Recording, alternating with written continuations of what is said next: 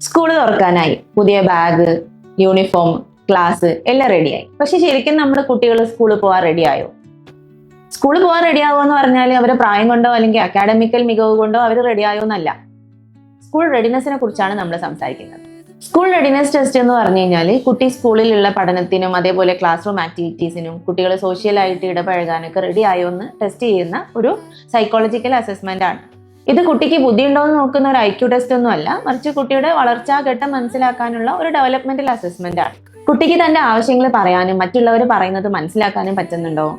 മറ്റു കുട്ടികളുമായി നല്ല രീതിയിൽ ഇടപഴകാൻ പറ്റുന്നുണ്ടോ? ഇമോഷൻസിനെയൊക്കെ ഹാൻഡിൽ ചെയ്യാൻ പറ്റുന്നുണ്ടോ? ക്ലാസ്സിൽ കൊടുക്കുന്ന ആക്ടിവിറ്റീസ് ഒക്കെ ശ്രദ്ധിക്കാനും അത് നല്ല രീതിയിൽ ചെയ്യാനൊക്കെ പറ്റുന്നുണ്ടോ എന്നാണ് നമ്മൾ ഈ ഒരു അസസ്മെന്റിൽ ചെക്ക് ചെയ്യുന്നത്.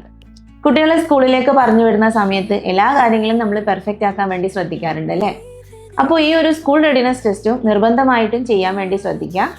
നിങ്ങളുടെ കുട്ടിയുടെ ഏജ് ജസ്റ്റ് ഒന്ന് കമൻറ്റ് ചെയ്താൽ മതി. ആ ഏജിന് അപ്രോപ്രിയേറ്റ് ആയിട്ടുള്ള അസസ്മെന്റ് ചെക്ക് ലിസ്റ്റ് ഞാൻ നിങ്ങൾക്ക് അയച്ചു തരാം. ഇതൊരു ബ്രീഫ് ചെക്ക് ലിസ്റ്റ് ആണ്. ഈ ചെക്ക് ലിസ്റ്റ് ചെയ്തതിന് ശേഷം അതിൽ എന്തെങ്കിലും ഇഷ്യൂസ് കാണുന്നുണ്ടെങ്കിൽ ഒരു സൈക്കോളജിസ്റ്റിന്റെ അപ്പോയിന്റ്മെന്റ് എടുത്തതിന് ശേഷം ഡീറ്റെയിൽ ആയിട്ട് അസസ്മെന്റ് ചെയ്യാം.